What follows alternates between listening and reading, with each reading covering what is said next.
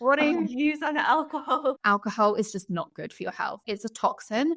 Your body wants to get rid of it as soon as it ingests it. In simple terms, puts everything else on hold. It metabolizes alcohol before it metabolizes carbs, fats, and proteins. Basically, your body stops functioning as it normally would in order to metabolize and rid the alcohol from your system. Sophie, welcome to the show. Thank you so much for having me, Emily. Wellness. What does this actually mean? It's such a big topic. So I want to ask you, what does wellness actually look like in your life? What do you perceive it as? Wellness, I really want to stress, looks different for everyone. And even my version of wellness now looked very different 5-10 years ago. For example, I was plant-based for 10 years and I fully thrived on that diet. I believed it was the healthier alternative for me personally. And I recently just started eating red meat again. And that feels like wellness to me right now. So I think as we go through different stages in our life, you know, we might be super stressed at work, or we might have just had a baby, or we might be introducing a new exercise routine. Your version of wellness to accommodate that is going to look very different at certain stages of your life. So I think wellness is eating a pretty well-balanced diet in general. And we can debate what well-balanced looks like for certain people, but moving your body, seeing your friends and maintaining good relationships. I think people really underestimate how powerful relationships can be in the realm of wellness, in terms of supporting good mental health, from that point of view. Hydrating, sleeping well, often something that's underestimated. That is, I'd argue, one of the key foundations when it comes to health and wellness. So those are kind of like the core pillars, but what that looks like for each person will differ. Yeah, absolutely. It's not just all about fitness and eating green things. It is so much about the inner dialogue. And I also love how you said, connecting with people, with friends, with friendships, with actually voicing things, with having interesting conversations. There's so much more to life than either sitting at a desk or looking at a blue screen when we get home, or, just exercising because we want to lose weight or we feel like we should. 100%. And they also say there's this research that suggests we're kind of like the 5 closest people to us in our life are like a reflection of us. So if you surround yourself with 5 really positive people, you don't have to have a friendship group of 5 people, but you could have 5 different friends, or it could be your sister or brother, whatever. If they're having a really positive influence on you, if they're getting you to talk about ideas, getting you to, point out the good things in your life and keeping you happy and positive, that's going to be a very different version of you versus if you have really negative friends that are going out binge drinking on alcohol, eating not great diets. That's going to reflect in your world as well. And just jumping on that point, because it doesn't actually have to be people who we're with face to face. It's the 5 different people who we listen to their viewpoints, we kind of engage with. So if you have a really interesting podcast that you like to listen to or something like that, they can actually count as one of your 5 people if you listen to it, which is so cool that you could be like, oh yeah, in my inner circle is X person who might not even know you, but you can even have it sounds a bit silly saying that out loud. But if you're listening to a podcast, you're like, well, what would I ask? What conversation would I want to cover? And then you're kind of engaging in a way that's making your mind work. And the point of it all is engaging your mind. It's not that you're never going to have that conversation with that person, so this is silly. It's thinking, well, what is this provoking in my thoughts? What do I think about this? And you can establish that through it, which I think is so cool in the modern world, that we can feel a bit isolated with social media, with connectivity, with working remotely. But we have so much opportunity to engage with people we never actually would have. I know. And it's using that kind of opportunity, like you said, in a positive way. It's not, following these accounts who are making you feel like, bad about your life or unworthy or not as successful. It's about following people or listening to people who are actually lifting you up, getting you to take action and motivating you in your life. Yeah. I love how we were going to jump into, nutrition and things like that. I know, totally digressed. It goes on, and actually it's such a theme in the podcast that I've been recording with people recently. No matter really what topic of health they kind of stand by, it all comes into this mental dialogue. How are we treating ourselves? What are we what are we engaging with? We have the choice of what to engage with, and we need to be going with intention into it, because it'll happen anyway. Exactly. And it's also, wellness isn't just what you're eating. It's so many other things, like I said at the beginning. Exactly. But we did promise to go into nutrition. So we're 5 minutes in, we're actually going to get to the point. So nutrition is, I guess, it's a bit of a buzzword, people know that it's important. Mm-hmm. They know that there's different elements to it. I'm a bit interested actually in your journey back to eating red meat, because I think a lot of people would be like, whoa, okay, I thought that was bad, or that sort of thing. There's a lot of misconceptions, and I think there's a bit of a fear of asking people about it as well, in case there's a bit of judgment around there. So I'm just going to jump straight in and say, tell me about your journey with that, because that's super interesting. Yeah, I did have a lot of judgment when I started eating red meat again. As a nutritionist, I am constantly looking at emerging research, keeping up with, different journal articles, what the research is telling us. RCTs as well, randomized controlled studies, really, really important. And like I said, for so long, I truly believed that a plant-based diet was not just healthier, but, and it is environmentally, it has an impact, animal welfare, and all these reasons were really important to me and still are. I still eat a heavily plant-based diet. However, I've had 2 babies in pretty much 3 years. I've been either pregnant or breastfeeding for the last 4.5 years. And that is a lot on the body. And I was feeling, my littlest is now just coming up to 18 months, and they're both kind of sleeping a lot better now, but for so long they weren't both sleeping. I was so tired. I was working pretty much a full-time job whilst trying to be a mum full-time, do all the things, the washing, the cleaning, walk my dog, meal prep, make sure everyone's eating well. And I was getting sick like literally every 6 to 8 weeks, which is so unlike me. I have never been that ill person ever in my life. I think I maybe had 2 sickness bugs up until the age that I had kids at 28. And then I've had 6 sickness bugs, 6, that is, since my 18-month-old was born. So in 18 months, I've had six sickness bugs. And I was like, something is going, like, I just can't do this. So I really started to strip my entire routine back. I completely stopped the workouts I was doing. I took it completely back to basics, started upping my protein intake. And I realized how difficult it was when you're being conscious of your protein intake to do it on a plant-based diet. My personal goal was to reach around 80 grams of protein a day, which is quite a lot. And doing that on a plant-based diet, I was like, I'm literally just going to be shoving beans and lentils and chickpeas in me all day long. And interestingly, I was starting to really crave meat, which is so strange because it's literally been 10 years since I've eaten it. But I did grow up eating steak. So I was like, that's so weird. And after a few weeks, I was like, I'm actually just going to listen to my body and have a piece of steak and see how it goes down. And I am very fussy, and it has to be organic grass-fed steak. I do think there is a problem with the amount of factory farming and ultra-processed meats that we have access to, but that's a different conversation. So I had a delicious, good quality piece of steak, and I just the first bite, I was like, this feels so right. It's, I'm not going back now. But following that, a few weeks later, I actually had a full body health check, and it came back that my iron levels were really, really low. So that was I feel like that's just so, intuitive with my body to be I really felt like I was craving that steak. And obviously it's a very good source of iron. And is, theoretically a more bioavailable source of iron as well, meaning the body absorbs it better than those from plant-based sources. So, yeah. Does that answer your question? I feel like I just waffled on then. Yeah, absolutely. No, I just love that your body was kind of giving you these cravings. Okay, I need some meat. This is where I'm going to get my protein from, and my iron levels. And then you do because you could have gone to specialist after specialist and done all of these, and you did research it because you didn't want to go into it blindly, and that's obviously the field of work that you're interested in. Yeah, it's so interesting that you identified that, and you're like, hold on, should I just try it and see? Yeah.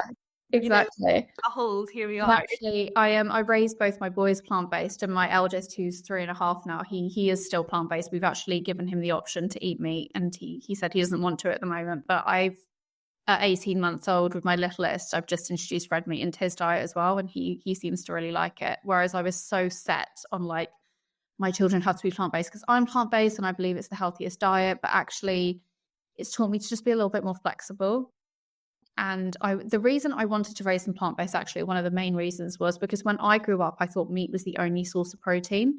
And I wanted them to have that foundation of plant-based foods that come with like the fiber and the added micronutrients as well, so that they didn't just grow up thinking meat was their only protein. They were very aware that, you know, beans, tofu, nuts, seeds, chickpeas, quinoa, like all these things can be really like a great addition to our diet as well. So I feel like I've achieved that. And now I'm just gonna, because my husband eats meat and he, you know, they're two boys and he's very much like, you know, we want them to grow up big and strong. And he was very much like, I will let you lead at the beginning, because obviously I was the one like weaning them. I'm the nutritionist. But over the summer, he was like, I would really like to start introducing meat to the boys' diet. So I feel like he respected my wishes. So I need to be a bit more flexible as well.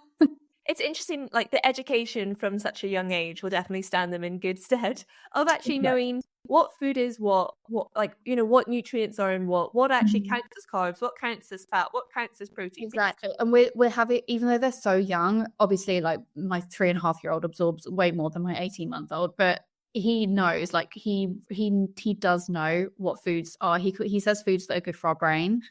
I think that's quite a nice way of teaching it, because I don't want to teach him like some foods are good, some foods are bad. I just want to highlight the nutritional value of certain foods. And he does, you know, some people might not agree with me, but this is the way I've decided to do it. He knows that when he has things like ice cream and chocolate, we need to balance out those foods with foods that are good for our brain. Mm-hmm. Exactly. And sliding along to protein, we kind of mentioned it there, we touched on it. And it's something that I wanted to ask you about, because we know, okay, protein is good. We know we need a lot of protein, and way more probably than a lot of us are having. And it is quite a challenge, as you say, to get enough protein in every day. You know, it's not something that is the easiest thing to do, but it is manageable. But I wanted to ask you about some easy sources of protein, but also your view on, say, protein powder, because there's a lot of chat about processed food. And then it feels kind of strange to have an artificially flavored powder to go in, you know, to get our protein in. Is it a sustainable way? What are your views on that? Because I was just interested in, you know, whether some nutritional value is better from getting protein from a natural source, from it, you know, a powder. Obviously, you know, there's ease and utility in it as well, you know, which would factor into a daily routine. What's your view on that, or how do you approach getting enough protein in? I mean, again, it comes down to the individual and their goals. You know, if you are hitting the gym 5 times a week, doing heavy lifting sessions, you're obviously going to want to refuel with more protein, because, you know, I'm going to assume that your intention is to build muscle. But to grow and even maintain muscle, we want to be looking at, I mean, the guidelines are, I would say it would be a minimum of 0.75 grams per kilogram of body weight, but I would go as far as saying just round it up to a gram per kilogram. So if you weigh 60 kilograms, for instance, you want to be looking at around 60 grams of protein. I do actually mix in, or I've started mixing in vanilla protein powder with my Greek yogurt, which is just, it like doubles the protein intake. Because like I said, at the moment, I am trying to up my protein intake to try and build some more muscle. But in terms of like the types of different sources, yes, those like natural sources of protein are obviously better. Like I would advise that the majority of your protein sources are coming from those natural kind of whole foods.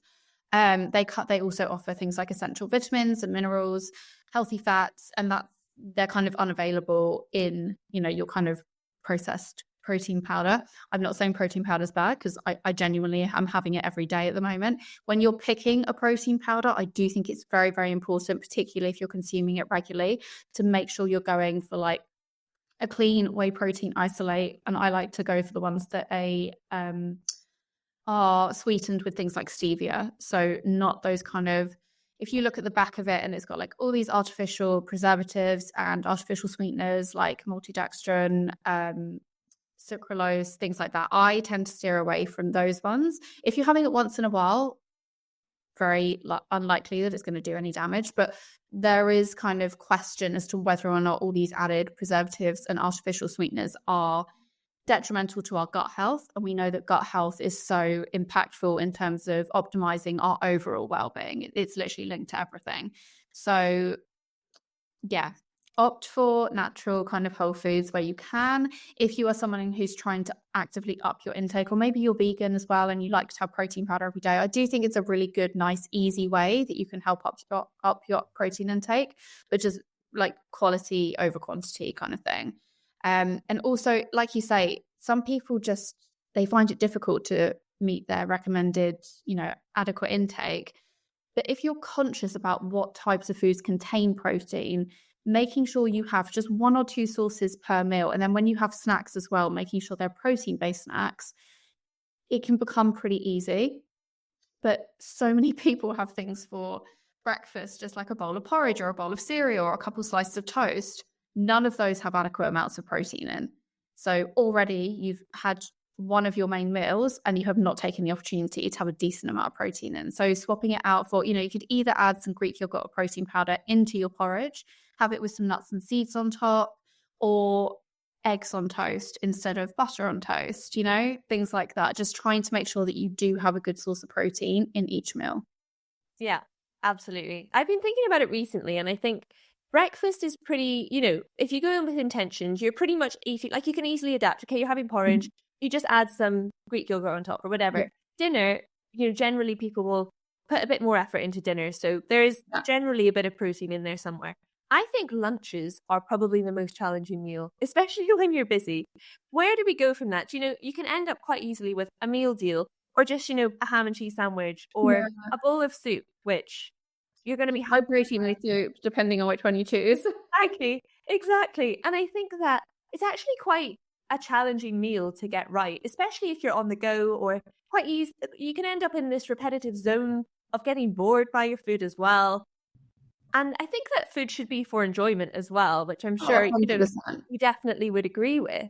How do you approach lunches? And maybe we could give like some quick ideas of protein-based lunches or high protein lunches, just to kind of spark a bit of creativity and make people all in love with lunches again. Yeah, I'm actually a big lunch girl. I love, I always try every week to put half an hour to an hour aside to just meal prep. I think it's so underrated because I always think of it as doing my future self a favor. And just putting that time aside so that I've always got like a healthy meal to fall back on in the freezer. I always prep my lunch when, I'm out and about and I'm going into London.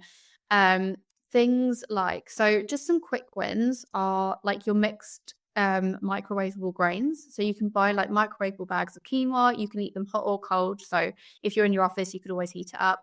That paired with some stir-fried veggies that you've either pre-prepped or you can stir fry them up super quickly in 5 minutes. Add your source of protein, whether that be fish, chicken, tofu, halloumi, done. That's to me, that's like the easiest. It's really healthy, well-balanced meal to take out. You could do things like soups that make sure you're adding in things like beans and lentils and chickpeas, source of protein.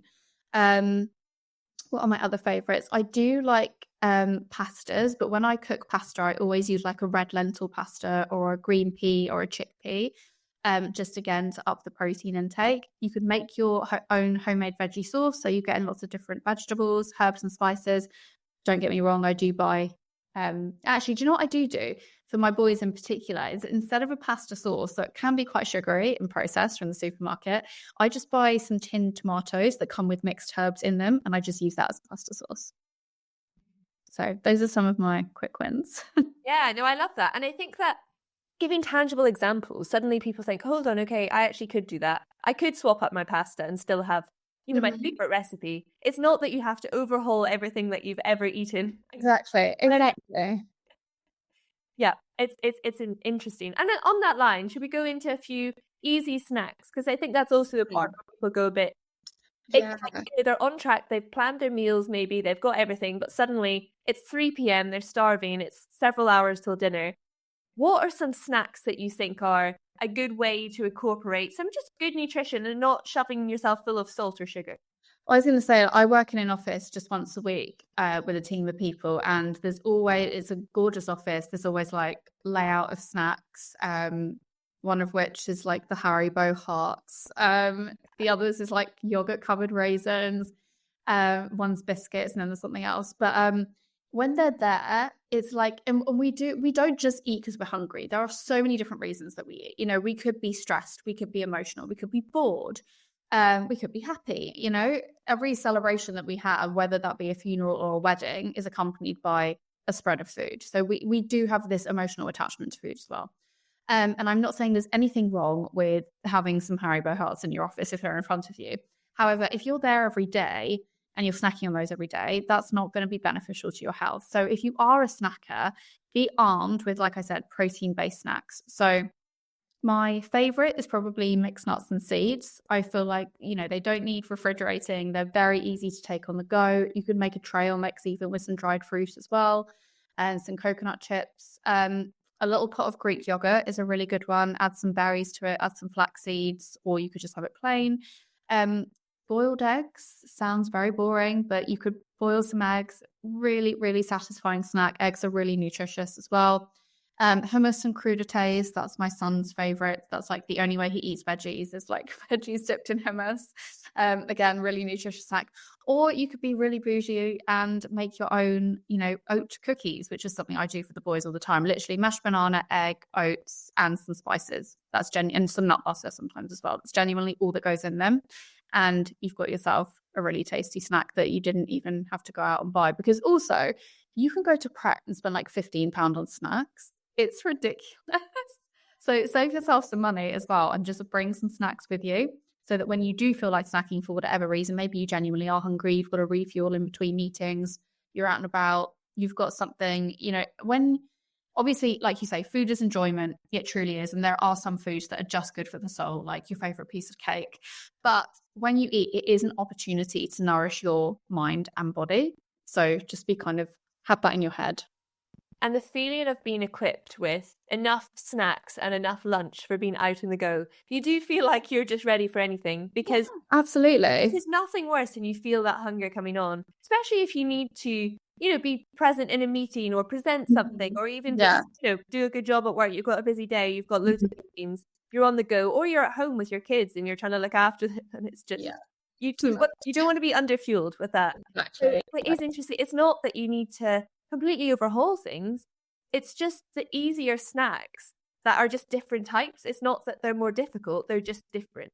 It's just little tweaks. Yeah, exactly. And you mentioned there kind of, I guess, the brain food, the body food, like what's good for your body, what's good for your brain, which links us on a little bit to the gut health chat, which is something I've been quite interested in, because I've seen, you know, people on social media, they'll do like a before and after of like their face and how it's completely changed shape because the bloating's gone, their skin's got better. You know, it's quite dramatic examples of it, which is absolutely great. Like, you know, but how do you value that in day-to-day life? Is that something that we should all be more aware of, like the health of our gut? Because it feels like there's so many different things we need to kind of tune into. Where do you view that in importance in your own life, in your professional life? How do you advise people when approaching this subject? And how would you even, I guess, define it if it's like a little intro if people haven't really heard of it? Yeah, I mean, gut health is so important. And I know it is a bit of a buzzword, but when you think of gut health, you literally just think of like your gut. But your gut is like the center of your well-being. It is connected to our immune system, our mood, sleep, you know, how we obviously digest food. It's, you know, if your gut is not happy, that could manifest in so many different ways. It can affect your skin. It can, like I said, it can affect your mood, brain fog. It can affect your sleep. It can affect, you know, bloating and, you know, and then knock-on effects how you feel. Our brain and our gut are constantly communicating with each other. And the best way I can kind of example this is if you are nervous for an exam or a meeting, you will feel butterflies, or for a date, you know, it doesn't have to be something negative. You will feel like butterflies in your stomach. And that is such a good example in my head of like your brain telling your guts that like we are anxious about something, or, you know, we've got those heightened emotions. So in terms of looking after your gut health, yes, it's very, very important. I will say that some people suffer with digestive health and different gut related symptoms a lot more than others. I am extremely lucky and I've never really kind of suffered in regards to, you know, extreme bloating or any IBS symptoms or some people have reactions to things like caffeine, certain sweeteners, gluten, all these things can some people's guts are more sensitive, but I do believe that there's a reason that they may be more sensitive. You could just be unlucky. I'm not an absolute expert in gut health, but it might be because, stress, that is hugely related to our gut health. And not managing your stress levels can have a negative impact on your gut health. And vice versa, if you're not looking after your gut, you might not be dealing with stress very well. And that could, stress is like inflammation in the body. And again, that could come up in your skin and you might be breaking out more. So it's such a complex topic, one that we probably could do a whole episode on. But what I will just summarize it with is, yes, it's very, very important to look after your gut health. And ways in which you can do this are moving your body. That can help with digestive health, but finding a way to move your body that works for you. If you're working an incredibly stressful job in a corporate environment, you probably don't want to be doing HIIT workouts 5 times a week, because that's going to raise your cortisol, which is a stress hormone, even more. So you might find it more beneficial to start your day with a low impact workout, something like Pilates or yoga, maybe doing some breath work and meditation. We've had a lot of research on that saying that can be hugely beneficial when it comes to looking after our gut. You need to be, like I said, managing your stress levels. Stress causes inflammation in the body. That can have a knock-on effect. Immunity as well, like I said, that can come into play. You want to be eating lots of diversity, because the more diversity you eat, the more your gut thrives. So we know that there are so many different types of beneficial fibers and bacteria in varieties of food, particularly those plant foods like fruits and vegetables. Herbs and spices count, nuts and seeds, your different grains, whole grains. If you can try and hit around 30 different plant foods a week, that could be a really good goal for you. And I know that sounds like a lot, but it does include like all the things I just listed. So herbs, spices, oats, nuts and seeds, quinoa, beans, as well as your fruits and vegetables, they all count as plant foods. So even if let's say you have a porridge bowl for breakfast, if you add some cinnamon and ginger, mixed berries and nuts to it, you've already got like 5 of your plant foods done in just one sitting. And I'm talking about 30 a week. So anyway, I digress. And sleep as well is hugely important. I know that if I've had like 4 hours sleep because my kids have been up versus like my lovely 8 hours, my digestion is off completely the next day. You might feel more bloated. You might feel like you can't digest your food as well. And it really, like anecdotally and research suggests that it really does have an impact. So lots to consider. But yes, gut health is very important. And like I said, if antibiotics as well, if you're on certain medications, I would advise looking into taking probiotics, just like a course of them, particularly if you've taken antibiotics, because we know that antibiotics are just so detrimental there is so much research demonstrating that. Yeah, it's quite scary, antibiotics, because they do just... It is, I agree. And they're very much like, we're very grateful to have them. Well, no, sometimes they are needed, but I do think they're prescribed very, very quickly. Yeah, exactly. And I think the more you look into, I guess, holistic healing and natural remedies, and even just, the example you gave of, if you're in a high stress work environment, why are you doing high stress workouts? Not everything needs to be a punishment in life. And I really don't want people listening to this think, oh gosh, right, okay, I can't eat anything fun and I can't do anything. It's like, this is stuff that will fuel you more, so you're less hungry. You'll have less spikes in energy, because if you have a really sugary snack, it will spike your sugar levels, and then you can have a bit of a crash. It's hot, you talked about brain food, even with your children. Yeah. And it means that it'll nourish our brains so that we are more level. Our stress will maintain a certain level. Our hormones won't spike up and down so much, because it's working with our body. And it's very much not a punishment, but it's liberating in a way. It's like, sure. If you enjoy your exercise by doing low impact Pilates, you can actually have a bit of space in your mind to think while moving your body, which will actually help you arrive at work, or maybe you're doing it after work. Oh my God. I get up at a ridiculously early hour, but it's because I have to have that me time where I don't need to worry about my kids. I'm completely in my own mind and body. And it sounds psycho, but my alarm goes off anywhere between 4:30 and 4:45.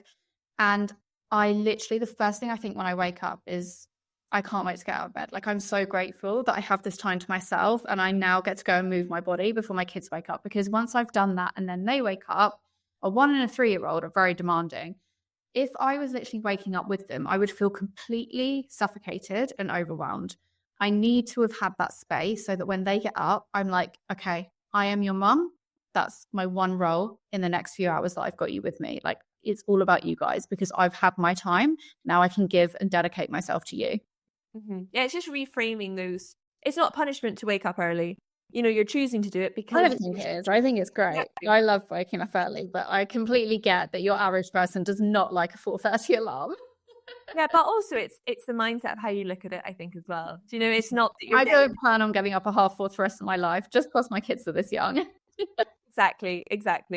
And I want to ask you about sugar, especially, I guess, you'll be so conscious, I'm sure, with your children being so young. What are they eating? When are they, what's all the sources? Why do we then become less like stressed about it as we get older, as adults? We kind of think, well, okay, we can just eat whatever we want. We can have as much sugar. We can have as much caffeine. Why does that, I guess, our bodies when we're little, that they're developing or growing. I understand that there will be a huge impact on that, which is why we're so stringent on it. But then there seems to be some sort of lack of awareness as we get older about how much sugar we're having, salt, and all of those things, which is quite interesting when we're so careful about it, say, for younger people.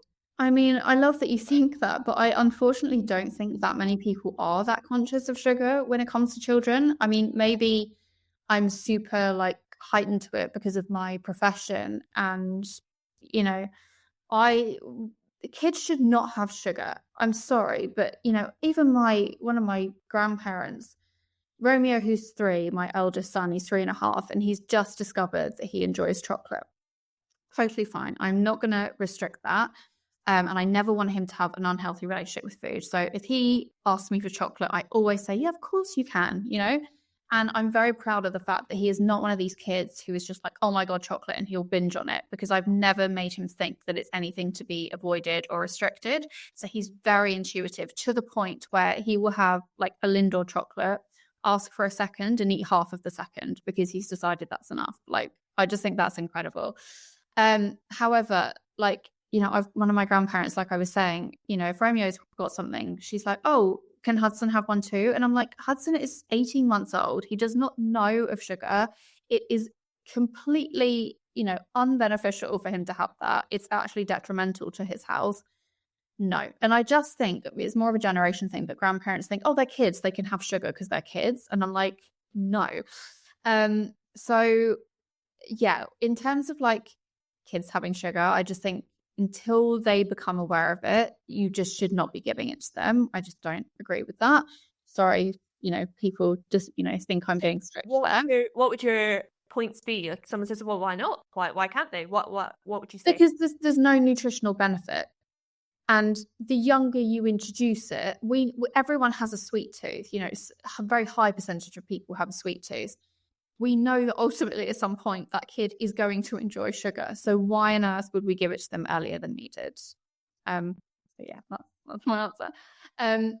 Adults are, I think there's a bit of ignorance, like ignorance is bliss. We can't actually see the damaging effects of copious amounts of sugar on the brain and body until it's too late and you're being diagnosed with type 2 diabetes. And I do just want to say as well, I am not demonizing sugar. I am your biggest chocolate fiend that you will ever meet. And I do think that, like I said at the beginning, those soul foods are important. And you want to go out with friends and you want to enjoy, your dessert together, your birthday cake, whatever it be. But I really do like the 80-20 rule. I think if 80%, and I use this with my kids as well, if 80% of their diet is made up of really wholesome, nutrient-rich foods, we have that 20% for going out and having, I don't know, whatever it be, pizza. Not that pizza's bad. I'm not demonizing certain types of food here, but, I love going to the farmer's market and Romeo will see like the fresh cookies that are made and we'll grab a cookie together. That I think is a really wholesome thing to do with your kid, as long as they're not one. But so adults should not be having more than 30 grams of free sugars a day. And these are not sugars that come from like your whole foods, like fruits. It's that added sugar. A lot of this we do find in those ultra processed foods in the supermarket. They are in a lot of like packaged snacks. And obviously, if you're adding things like sugar to your tea or a lot of your baking, if you do a lot of baking, that's going to count as well. Children aged 7 to 10, I think this is so high, but the guideline is they shouldn't have more than 24 grams of free sugars. I think that's high, but just that's around 6 sugar cubes. And then kids age 4 to 6, again, I think this is so high, no more than 19 grams, which is around 5 sugar cubes. And then children age 0 to 4 actually shouldn't, there's not even a recommendation or a guideline because they should not have sugar. Obviously, like I said, my 3.5-year-old enjoys some ice cream and chocolate sometimes, but their bodies are too small to be having, certain amounts of sugar in their diet. It's quite a lot of pressure when you have children to oh my god and educate themselves in food. And there's things like the older that they get, and when I say older, I'm talking like 2 or 3, when they start going to birthday parties and nursery. I do think the nursery my son goes to, that they are good, but they have things like forest school where they're toasting marshmallows, which are just pure sugar, and he's been doing that from like the age of 2.5. So, and I actually had a phone call from the nursery once because I made it very clear he was sugar free when he started nursery, and I had a phone call and they said all the kids are having Rice Krispies and Romeos. Actually, he doesn't normally want them. He normally has Weetabix, but he's getting quite upset today because he wants a bowl and all the other kids have got one. So I was like, that is the last thing I want. I don't want him feeling like he's, left out or can't have something. So I just said, that's fine. You can give it to him. When you're introducing your children to all of these foods for the first time, and it makes me think of a lot of European cultures, like France in particular, like when, they have teenagers who are at the table and they're the adults are drinking wine, they might give their kids, an inch of wine or, water it down and just say, oh, yeah, you can have that. They're not going to give their kids, probably, I don't know, maybe some people do, but I'm not using that in the example, a glass of wine. But it's just introducing that taste and acknowledging, okay, yeah, this is fine. It's not restricted. It's not some sort of coveted thing that when you turn 18, you can go out and just buy all the alcohol because it's some forbidden fruit. This is the thing. It's trying to find that balance of, which is something I am forever doing, of not creating a bigger problem further down the line, because we know that, there's really, it's worse in America. I spent the summer in California actually, and 80%, if not more, of the kids' food is, some of the ingredients are actually illegal here in the UK. They're just terrible. And the marketing is scary because, they're catching your little boys or little girls' eyes and they're asking for them. And as a mum, you want ease. You don't want to be facing a kid who's tantruming in the food aisle because they can't have the snack that they've seen with the picture of Bluey on. And these kids are being brought up on this stuff. And there are heartbreaking rates of children who have fatty liver disease at the age of, 0 to 9. And they're already struggling with prediabetes and obesity. And they're kids. What does that mean for their future? And they're not given the tools to, if you've been on let's say ultra processed diet from the age of, 5, whatever it be, you're 40 years old and you've been diagnosed with type 2 diabetes, you don't know anything else. That's going to take so much work and dedication to try and reverse that and put yourself in a healthier space when your body has literally been fueled on ultra processed foods for the majority of its life. Mm-hmm. Yeah, it's a big uphill battle and definitely not something that's not overcomable, but changing every routine and everything, that is a big overhaul. And it's scary to think if we don't think about it in a certain way, or if we haven't been brought up in a certain environment that actually educates us on food, it's very, very easy to slip into it. It's not that you have to just be binging at McDonald's every day. It's actually, it's a fine line to... It's multifaceted. It's not just, as parents, I believe we're the food supply and we do need to take responsibility, but we're also, the food system needs to take responsibility and our government as well. We're living in an environment where it's so easy to access these ultra processed foods that are cheap and convenient. We lead busy lives. Of course we want cheap and convenient. The cost of living is going up, which is ridiculous. So there's all these things that come into play, and I'm not blaming one certain person here, but we have to take responsibility to a degree to try and educate and bring up a healthier generation. Mm-hmm. And what are your views on caffeine and Well, I guess we'll go caffeine first. And when should that actually be introduced to children if we're Oh going to be God. going into that I line? mean, Yeah. I didn't drink coffee until I went to uni at the age of like 19. Mhm. I don't caffeine should not be given to kids. The thing is, there's actually a lot of health benefits associated with coffee, but it's not, and a lot of people think that's the caffeine, but it's not. It's the coffee beans. So you can actually get these benefits from decaf coffee as well. I love coffee a little bit too much, and I actually gave it up a couple months ago, and I've now switched to matcha, which is it contains caffeine, but it doesn't give you like that extreme hit of like caffeine, which gives you that buzz. It contains L-theanine, so it keeps you calmer. And I felt like I was just running on high cortisol, adrenaline all the time. So I decided to give up coffee. I do drink it intermittently, but I always have a matcha latte first thing in the morning now instead of coffee. But caffeine's a tricky one because it's such a widely consumed stimulant. And again, there are health benefits associated with coffee intake. And, why not get that buzz from it at the same time? Your average person is not going to opt for a decaf when they can drink caffeinated. But if you're drinking like 5-6 cups a day, I would say you're probably addicted. Your cortisol levels are quite high. Caffeine also kind of leaches certain nutrients, things like magnesium. So, you want to be mindful of that. Is that, it's also if you're low in iron, if you're having iron-rich foods around the time that you're consuming tea and coffee, it might not, it won't be being absorbed as much as it would be if you weren't drinking tea or coffee. I would, again, say it comes down to the individual. If you're someone who suffers with sleeping, quality sleep and falling asleep, you definitely want to look at your caffeine intake. And when you're consuming that caffeine, I would advise not to consume it after kind of 12 noon because it does have a half-life of 12 hours. So if you are having your last cup of coffee at 12 noon, it's still going to be lingering in your system 12 hours later, like midnight. So be conscious of that. If you're someone who suffers with anxiety as well, probably not the best thing for you. It can speed up your heart rate. In extreme cases, give you heart palpitations and make you even more anxious. So just be really conscious of how you're consuming caffeine, how much you're consuming, particularly if you're pregnant. You don't want to be going above 200 milligrams a day. I do think decaf is a really great option because you're still having the health benefits. It's very good for things like gut health, like we discussed. There's links to decreasing your risk of things like neurodegenerative diseases, cardiovascular disease. So yeah, just be aware of and clued up of some of the pros and cons of drinking it. But you can still have that moment in the day if you want to have your coffee or whatever by having a decaf, by switching it out, and and then it can be a bit of a treat. It's not just completely taking everything out. Oh yeah, it was like such a ritual. It's such a nice thing to sit with a cup of coffee, but yeah. And then on to alcohol. What are your views on alcohol? I actually love this topic, but I always sound really geeky and probably a lot of people hate me when I talk about it. But alcohol is just not good for your health. I'm sorry, it's just not. One glass of red wine a week is not that is not good for your health.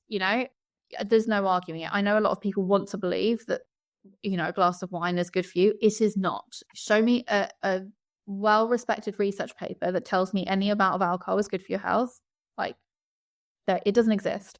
I get, again, that people want to go out and have a social glass of wine. That's fine. I'm not saying you can't do that. I'm just saying be aware that your brain and your body do not appreciate it. It's a toxin. Your body wants to get rid of it as soon as it ingests it. So it basically, in simple terms, puts everything else on hold. It metabolizes alcohol before it metabolizes carbs, fats, and proteins. So basically, your body stops functioning as it normally would in order to metabolize and rid the alcohol from your system. It can have, in excess, detrimental effects on your liver, on your brain, so many different things. It increases your risk of so many different health-related issues that you do not want to end up with. That's my take on it. I mean, I can tell you it's not good for your health. I know full well 90% of people are not going to give it up. But I think people need to be aware of the fact that it is not good for you. So if you're someone who sits down every night at 6 o'clock and relaxes with a glass of wine, that's going to impact your sleep quality as well. A lot of people feel like they fall asleep better with a glass of wine. You might feel like that, but it actually is impacting your sleep quality. Sleep is when your brain and body detoxes itself from the day before. It's when like memories that from the day before are like planted in your brain. It can affect all those different processes. It can affect what you eat the next day. It can affect your cravings. It can dehydrate you. And I just, again, think people need to be aware of that. I'm not ignorant to the fact that people are going to go out on their best friend's birthday and drink alcohol. It's my mum's 60th coming up. I'm probably going to have a glass of wine, but I probably have a glass of wine like 1 to 2 times a year because I just think it adds no value to my life. And the reason I gave it up is because when I was drinking, I was genuinely feeling low for 2 days afterwards. And I was like, that, when you sum it up, is such a huge portion of my life. And I just feel like my life is so much better with alcohol in it. I think ask yourself why you're drinking. So I was certainly drinking to make myself feel more confident. And I thought I was more fun when I was drinking alcohol, which is so sad. But I can say that now because I'm completely over it. So yeah, I think just question whether or not it is valuable in your life. That's my harsh opinion. No, exactly. And I think that actually there's quite a new movement on not drinking and are limited. There is. And it's so great to see because I just pray that my boys grow up and don't drink as much alcohol as I did when I was a teenager. And I think certainly in your 20s, it's quite okay to say, I'm not going to drink, or even like awareness on drink driving is very much more, that people are more aware of it, more careful of it. And I think it's very interesting now because there was a huge social push on, you're going out, you've got to drink, even if you don't really want to, it's that social pressure, which I think a lot of 100%, either labeled boring or it's just easier, it just, you end up doing it, and you don't really want to. There's so many great non-alcoholic alternatives, but I love just drinking a kombucha or a sparkling water with some mint leaves in it. I think definitely like there is this this whole, you feel like you should have a drink in your hand, but it doesn't have to be alcohol. Yeah. Most people won't even, if you've got a sparkling water with lime in it, people are probably going to assume it's vodka. I know it's quite easy to just mask it or have a mocktail or something and it looks just as fancy as a cocktail. Exactly. And it's very much, there are ways to work around it, but I think socially it's quite nice to see that slight change in some circles. Maybe some people will say absolutely not, but certainly a lot of people I know don't drink as much now or don't drink at all. I think there is that discussion about it, even just for lifestyle, like never mind health. It's just how you feel and financially as well. It's completely. Completely. Yeah. And as you kind of said, it is a type of toxin in our body. And the fact that it stops basically our body functioning as normal until it deals with this alcohol is quite a red flag. I think no matter how you look at it, that is quite a worrying thought in terms of our body, in terms of our health. And again, it's not that we have to completely eradicate everything immediately or whatever, but it's definitely worth keeping in check. Yeah. I mean, knowledge is power. It's very interesting. And I'm really interested in talking to you. I realize we're probably running out of time, but just briefly about the toxins in our home. Something that I've seen you talk about online. And, when we talk about it in our body, we're kind of like, okay, well, we don't want that. But then obviously there's just so many toxins around us that is actually quite overwhelming. And from our moisturizer, from our shampoo, from the stuff we clean the bathroom with, how do we even combat that in a way that we can actually deal with in this modern world? It feels an impossible task.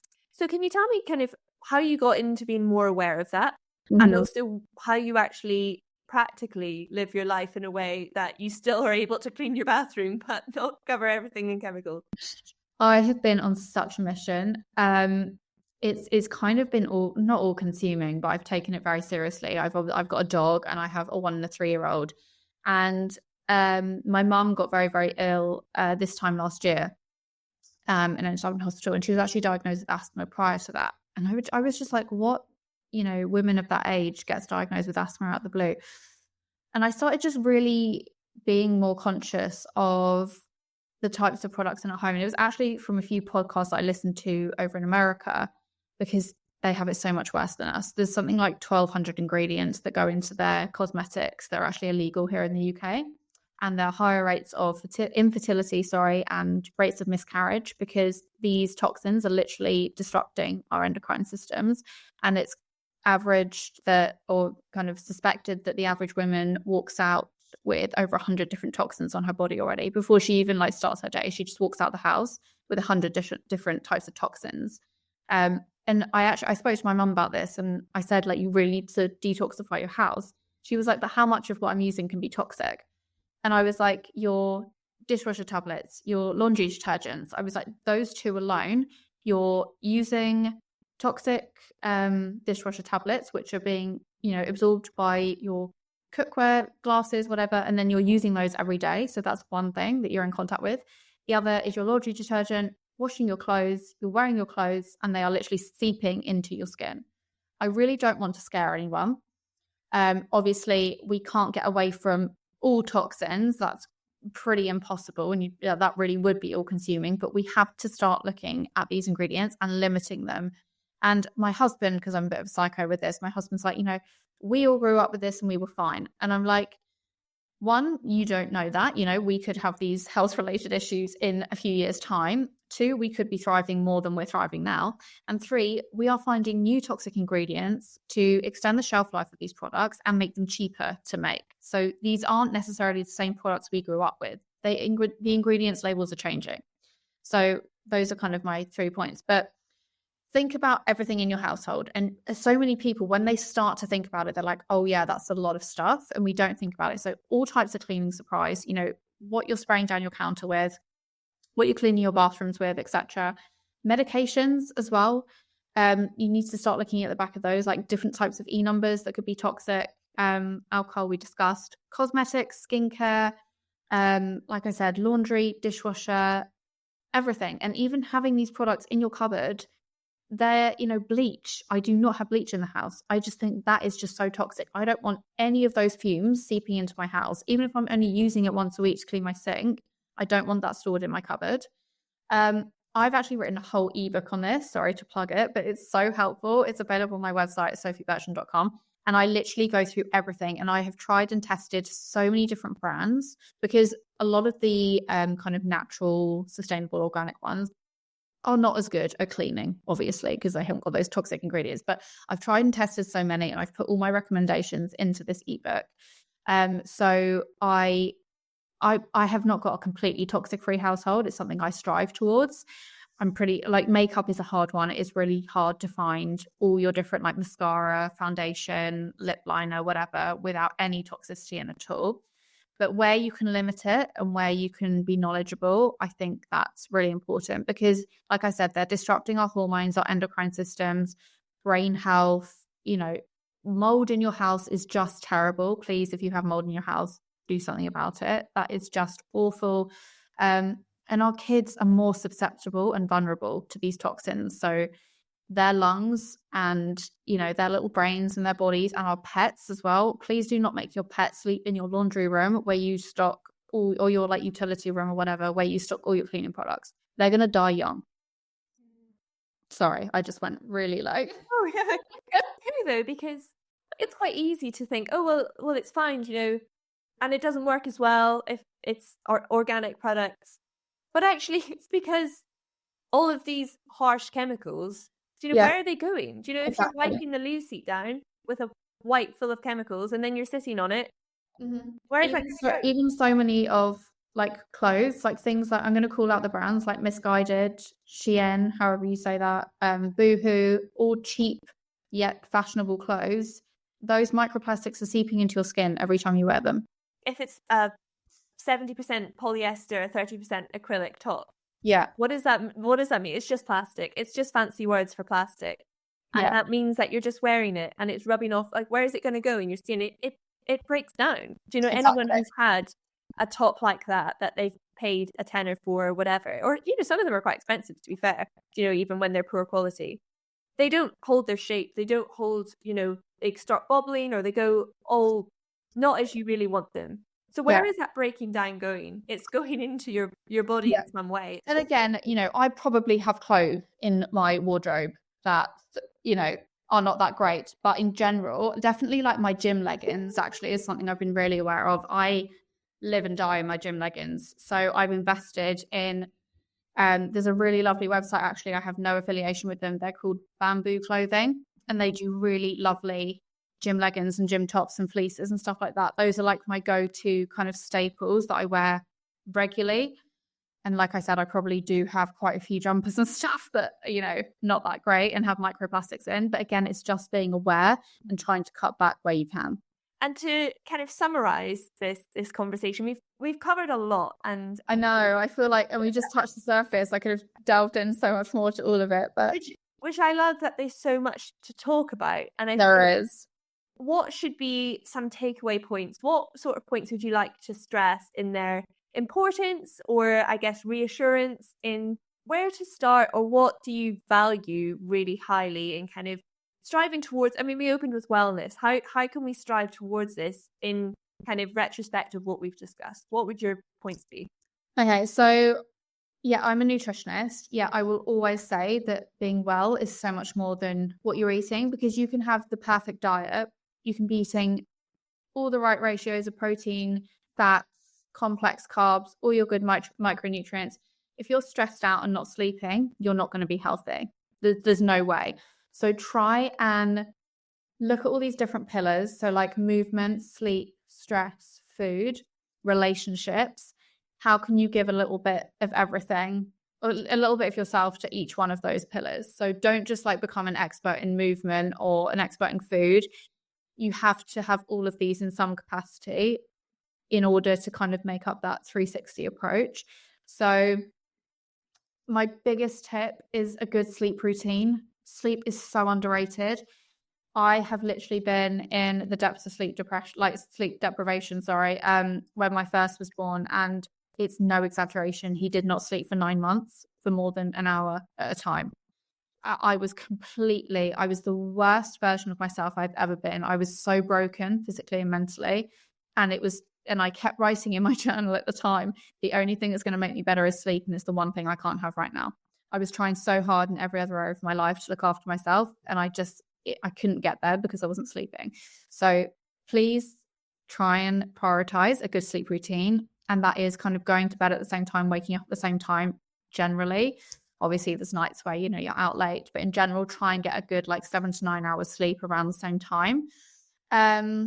Move your body every day outside if you can. So I think a walk is so underestimated.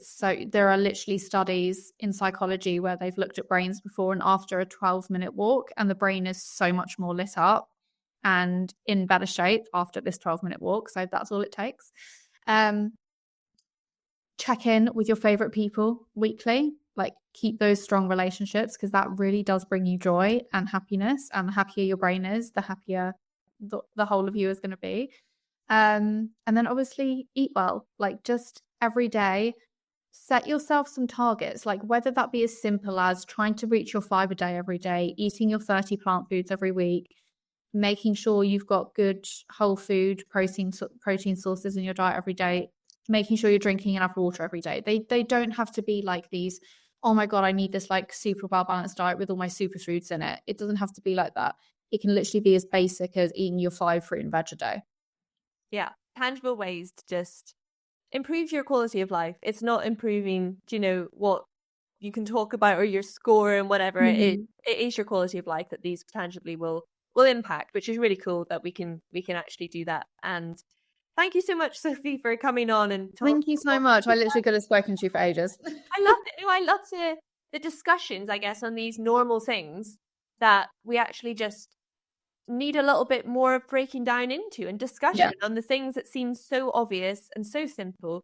Yeah, actually, just by small tweaks, I think that's the stressing point. It's really cool to actually hear you break it down. And if people want to follow you online or keep up to date with what you're doing, or read some of the books that you have published, where should they go? You can find me on Instagram at Sophie Bertrand _, or my website has a ton of different resources. Like I said, I've just released my non-toxic guide on there. And then I've got other ebooks as well, mostly around kind of pregnancy and raising healthy children. But that's on sophiebertrand.com. Wonderful. Well, thank you so much for joining, Sophie. Awesome. Thank you for having me.